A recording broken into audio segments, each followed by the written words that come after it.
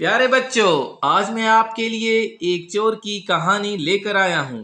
آئیے کہانی کی طرف بڑھتے ہیں۔ ایک چور۔ ایک دفعہ کا ذکر ہے، سنگاپور گاؤں میں اذہان نامی ایک لڑکا اپنے ماں باپ کے ساتھ رہتا تھا۔ اذہان کی شادی کے بعد اس کے ماں باپ وفات پا چکے تھے۔ اذہان اپنی بیوی شمیم کے ساتھ اس چھوٹے سے گاؤں میں اپنا گزر بسر کر رہا تھا۔ شادی کے 1 سال بعد اللہ نے ان کو ایک بیٹے کی نعمت سے نوازا۔ انہوں نے اپنے بیٹے کا نام احمد رکھا۔ اب ان کا گزر بسر مشکل سے ہو رہا تھا تو اذہان سے اپنے گھر کے یہ حالات دیکھے نہ جا رہے تھے۔ اس نے نوکری کی بڑی تلاش کی لیکن مل نہ سکی۔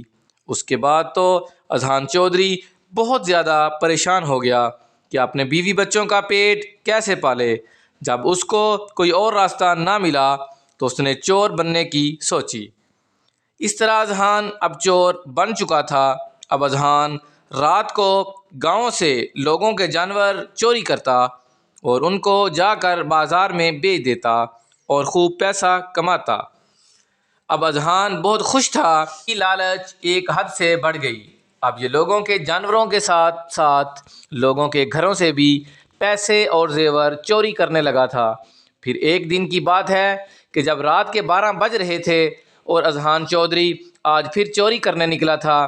یہ گھر میں گیا، اس گھر میں چوری کر کے واپس آ رہا تھا کہ اس کو گاؤں کا ایک آدمی دیکھ لیتا ہے اور سارے گاؤں میں شور مچا دیتا ہے۔ سب لوگ اس کو پکڑ لیتے ہیں۔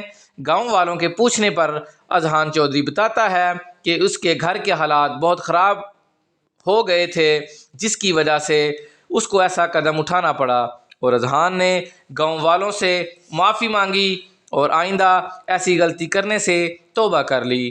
اور گاؤں والوں نے سوچا یار یہ غریب بندہ ہے، اس کی مدد کر دیتے ہیں۔ انہوں نے اذہان چودھری کو ایک دکان کھول کر دے دی۔ اب اذہان بہت خوش تھا۔ اب وہ چوری چھوڑ کر اس نیک کام میں محنت کرنے لگا تھا۔ لیکن کہتے ہیں بندے کی لالچ ختم نہیں ہوتی۔